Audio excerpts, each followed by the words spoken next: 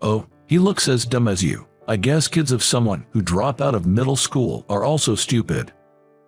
A classmate named Catherine, who for some reason always looked down on me, looked into Ryan's face. She was a Harvard graduate. She was good-looking but had a terrible personality. That's what Catherine said after looking at Ryan's face. I could tolerate being mocked myself, but it pained me when she insulted my son, Ryan. Despite my patience, I raised my voice. His education level doesn't matter. Just because you went to Harvard doesn't give you the right to speak to my son like that. Seeing this, Ryan said in a cold voice, "Dad, this woman, it's Mrs. Smith, right? Should we fire her?" Ryan might look like he's 10, but he's no ordinary 10-year-old. Catherine would later come to realize this. My name is John. Probably a very average 8th grader at that time. Part of the soccer team, sometimes on the bench, sometimes not. Unlike the noticeable guys, I don't have a girlfriend. Yes, just an utterly average 8th grader. I had one strength and one weakness. First, my strength was math. I wasn't good at all subjects, but for some reason, math just clicked for me. I solved problems without much struggle, even if it was an advanced problem I saw for the first time. I was the only one in my grade who could solve some tough problems, and I've been holding the top rank in math since admission. I especially loved binary numbers. It felt romantic to count in a system other than base 10. It felt like a game and was very fun. On the other hand, my weakness, or rather the person I couldn't stand, was a beautiful classmate named Catherine Smith from elementary school. For some reason, Catherine treated everyone else normally, but she was cold to me. We used to play together in early elementary school and even visited each other's houses, but around our school trip in elementary school, she suddenly became distant and would only speak ill of me. "John, don't slack off during cleaning. Come on, take out the trash." It wasn't just me who was slacking off, but Catherine would say this and toss the trash can at me. "John, don't just stand there. Put out the flame. You're so useless." Anyone could turn off the burner during our science experiments, but Catherine would always complain to me. Moreover, she'd say things like, "I can't touch that alcohol lamp now that John has touched it," as if I was something dirty. I wanted to retort, but Catherine was bold, beautiful, and one of the top-ranking girls in our class hierarchy. I could never talk back and just took her remarks. I always thought that one day I'd prove her wrong, but the only thing I had over Catherine was math. However, she was decent at math and was top of the class in overall grades. Throughout middle school, Catherine kept targeting me. And as fate would have it, we ended up going to the same high school. So my high school life started with the same strength and weakness. Then, during my sophomore year of high school, my life took a 180-degree turn. My father, who was the backbone of our family, passed away. He loved fishing in rivers. One morning while going fishing, he drove the wrong way on a mountain road and plunged off a cliff, taking his car with him. And he never came back. Our family, which had been living a modest yet peaceful life, was shattered. I can never forget my mother's face when she received the call from the local police. I'll never forget the pale face of my father when we rushed to the hospital. After my father passed away, my mother, who had always been a stay-at-home mom, decided to work as a temp, but she couldn't keep a job for long because the sudden loss of my father often made her ill. Just when I thought she'd been working for a while, she'd end up bedridden. She'd get better and start working again, but within about 3 months, she'd fall again. I thought I couldn't put her through that anymore. I decided to give up on college. I'd even drop out of high school and start working right away. I wanted to bring my mom back to being a stay-at-home mom. I made up my mind the 3rd time she fell. Catherine, who always criticized me, confronted me when I decided to quit high school. "What are you thinking? Are you out of your mind? Without a high school diploma, you won't stand a chance in society. You have just one more year of high school. Don't quit now. Only a fool would drop out. Catherine strongly disapproved of my decision, but there was no changing my mind. I handed in my resignation that week and left high school by the weekend. After quitting, I first took a part-time job at a local convenience store.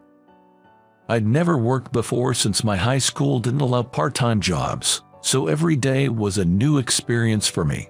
It was tiring, but I had committed to supporting our livelihood, and there was no turning back. As I got used to the convenience store job, I began to work part-time at a British pub in the evenings. My mother, seeing the occasional burns I came home with, would cry, worried about my erratic lifestyle. Still, not everything about the job was tough. As I continued with my part-time jobs, a new chapter began in my life. There was a woman named Kate who worked as a server at the pub. Kate attended a renowned state university nearby, studying robotics. Kate and I started chatting a little more during the hours when there were fewer customers. Turns out, robotics involves a lot of math, and I found the college lectures Kate shared with me really interesting. Gradually, I became interested in robotics. Whenever I wasn't scheduled at the convenience store during weekdays, I'd go to the university with Kate and secretly attend lectures. The classes were challenging with many unfamiliar theories, but I'd borrow Kate's student ID to study in the library afterward. Sometimes I'd wonder if I'd be attending that university if it weren't for my father's accident. But I found fulfillment in my busy work days, and there was a sense of accomplishment in supporting my mom. And above all, experiencing my first love was wonderful. Kate, being 3 years older, seemed very mature. Every conversation with her was stimulating. Yet, when we'd strolled by the riverbank, her expressions were childlike and adorable. I wanted to protect Kate's smile forever. As expected, Kate went on to graduate school. Being one of the top students, it seemed many research labs wanted her. She chose a research lab led by a professor known for tackling challenging subjects. Since Kate's research often extended into the late hours, she quit her part-time job at the British pub, so we no longer ran into each other at work. But every evening, once I was done with my own job, I'd visit Kate's apartment, cherishing the few moments we could spend together. Kate's apartment looked like that of a stereotypical science student. Aside from essential furniture and household items, there were piles of specialized books everywhere. By this time, I couldn't comprehend the complexity of the books Kate was reading, but she'd occasionally simplify her research for me. "You know, John, after working a few years, you can always choose to go to college," she said. I thought I had given up on the idea of going to college, but it was Kate who showed me such an option.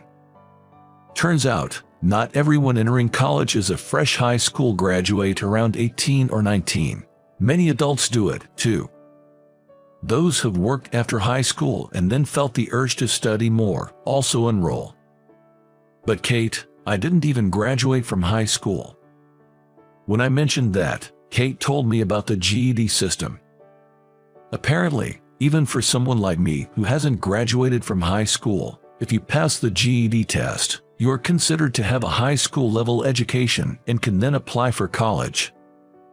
Right now, I don't have the money for college tuition, and I'm maxed out just supporting my mom and me, but a new dream was born in me, to save up money and go to college someday. My dates with Kate were mostly in her apartment or on the university campus, but they were always a lot of fun. The university's cafeteria was affordable and tasty. Plus, considering the appetites of college students, they had plenty of large portion options, which was great. Kate loved the parfaits from the cafeteria. Every time I bought her one and brought it to our table, she'd be so delighted. I'd often think that if I could earn more, I could treat her parfaits at fancy cafes instead of the cafeteria, but the joy she found in those school cafeteria parfaits made me cherish her even more. Kate would always tell me, if you want to earn more, you can't just work more hours. There's a limit to how many hours a person can work. Instead, improve your skills. If you can earn more per hour, you'll make more even if you work the same hours. You should focus on learning. I had a tendency to pick up more shifts whenever I saw something Kate might want, but her words made me hold back and consistently work on improving my current skills. I learned to use software I couldn't before, and even got a culinary license.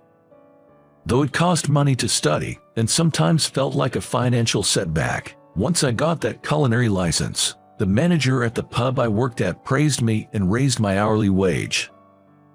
As a result, I was able to buy Kate the necklace she had been eyeing for Christmas. And with my improved computer skills, I got a job as a computer class instructor through a friend's recommendation. Leaving my convenience store job that I had since dropping out of high school, teaching computer skills to folks in the community meant a significant bump in my monthly earnings. Around this time, my mom, feeling healthier, started working part-time, reducing the financial burden on our household. Little by little, I started saving money. With savings in hand, I began to think about marrying Kate. And when Kate graduated from grad school in the spring, we joyfully tied the knot. Our life together, as she started her job as a researcher after her postgraduate studies, was incredibly happy. We rented a small place, but whichever of us got home first would make dinner, and we'd eat together every evening. Even the moments just lying together, I felt so happy being aware of Kate's presence beside me. I continued to juggle my jobs as a computer instructor and a part-timer in Pub's kitchen. One day, the manager approached me, saying he wanted me to run the kitchen for a newly opening pub. It seemed I was the only part-timer with a culinary license. So, my hourly wage increased a bit.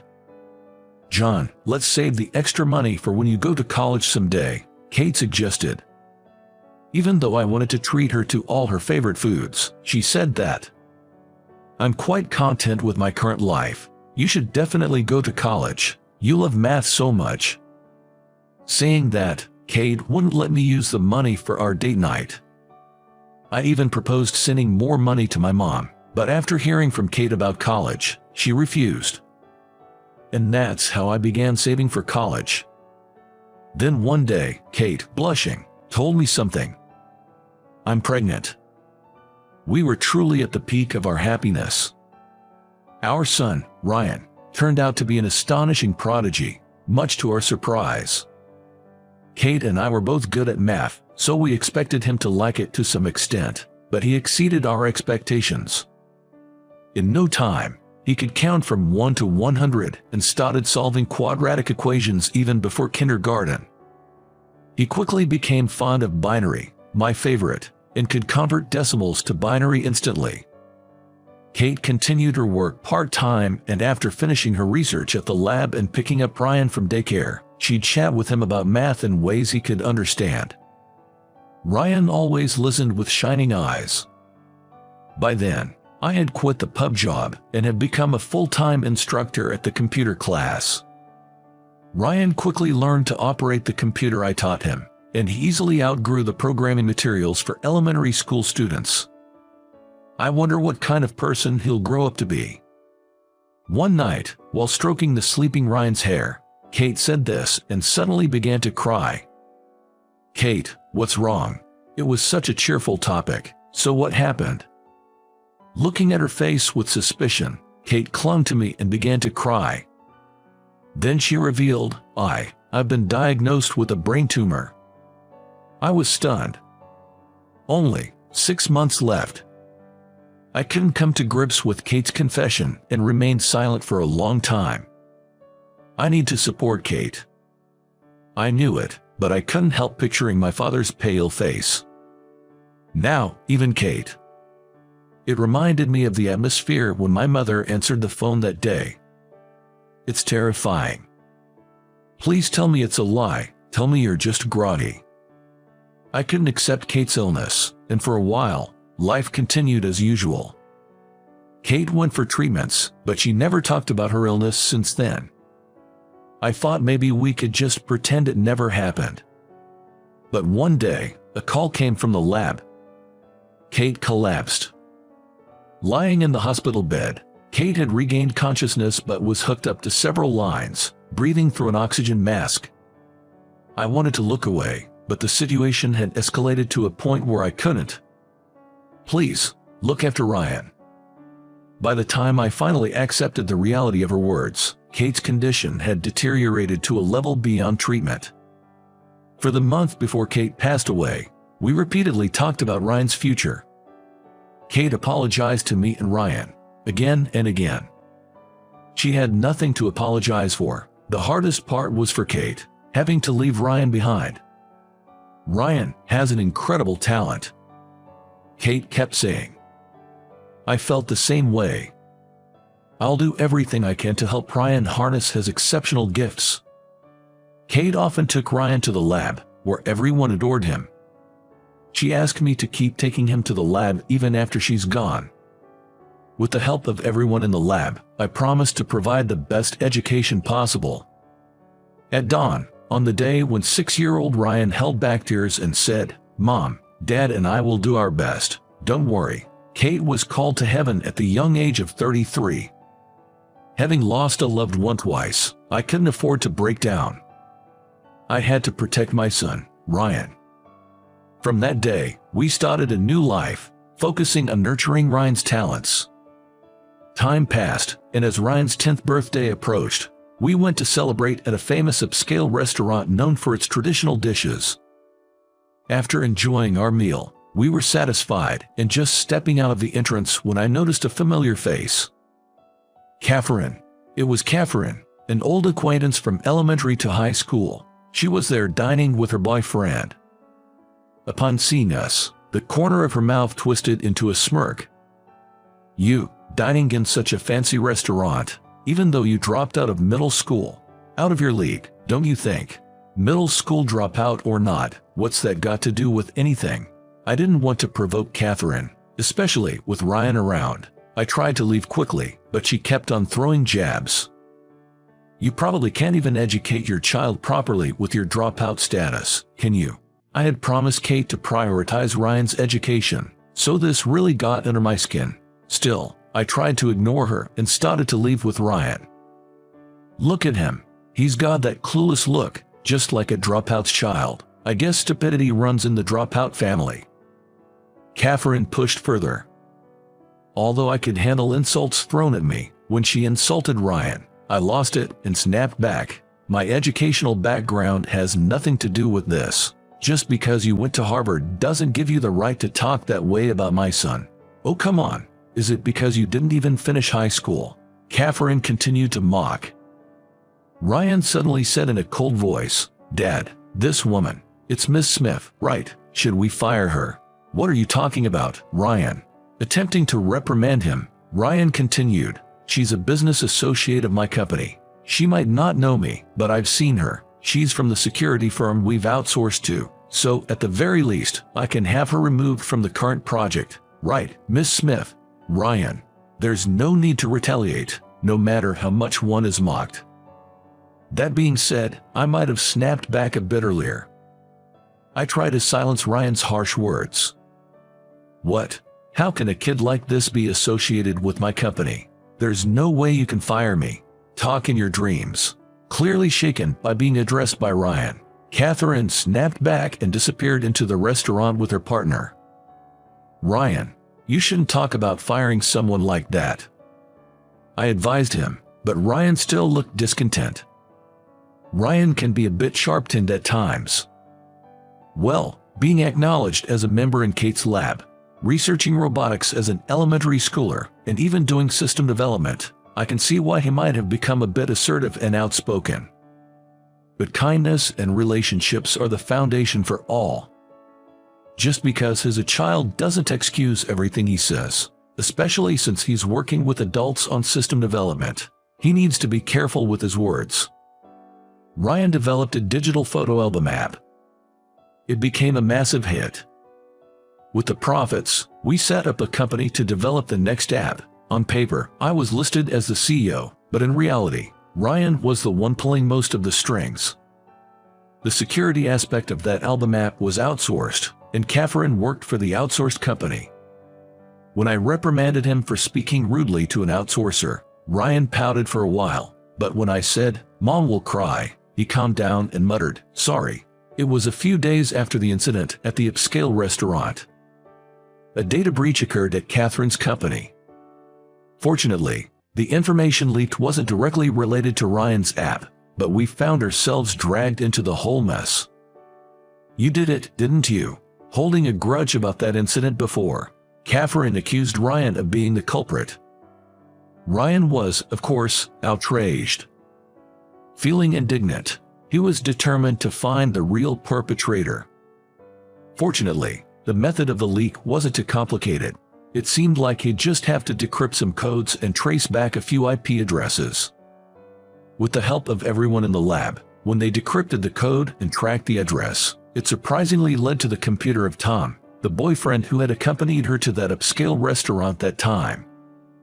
When Catherine confronted him, Tom readily admitted that he had someone else do it for him. I was just jealous of how capable Catherine seemed, able to do anything. Catherine had a flashback at those words. A time in the past when she felt inferior to her first love in math and acted mean out of frustration. She had intended to confess her real feelings and apologize for her past behavior when they graduated high school, but he dropped out, and she never got the chance. Even though she was the one at fault, she harbored resentment and said hurtful things when they met again. Catherine came to my house to apologize and shared this story. I was utterly shocked to see the proud Catherine, almost as if bowing her head to the ground in remorse. Her confession that she once had feelings for me was even more startling. It made me realize anew how emotions can become so tangled that they're hard to control.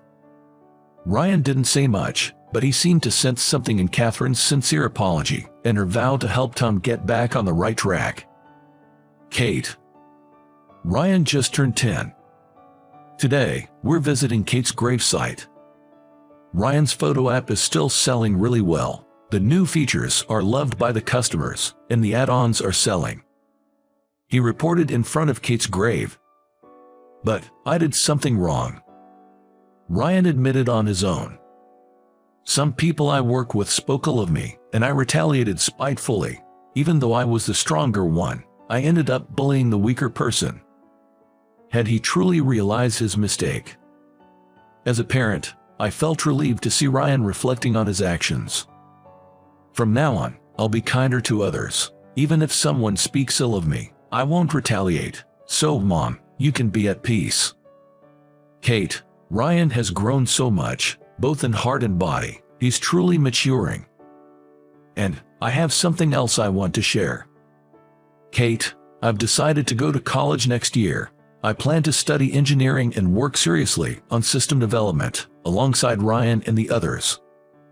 It'd be really reassuring if you join the development team, Ryan exclaimed with enthusiasm. I used to only be involved in company management, but honestly, I've always wanted to be part of the development, not just for bug checks, but to be deeply involved.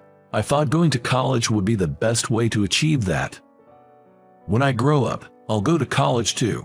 I want to attend the same one Mom did. You already visit college research labs, don't you, Ryan? But you should definitely go to college, maybe even grad school. Yeah, and in the future, I want to be a researcher like Mom. I'll leave the company to you, Dad, Ryan said with a mischievous grin. Kate. He's growing up so strong and capable. It seems like it'll be a long time before I come to see you, but by then, I'll have plenty of stories to share. So, please wait for me there. I whispered to Kate in my heart. John, Ryan, I will always be watching over you. It felt like I heard Kate's voice carried by the wind. All right, Ryan, let's grab some ice cream from the campus cafeteria on our way home. Yay! Ryan cheered.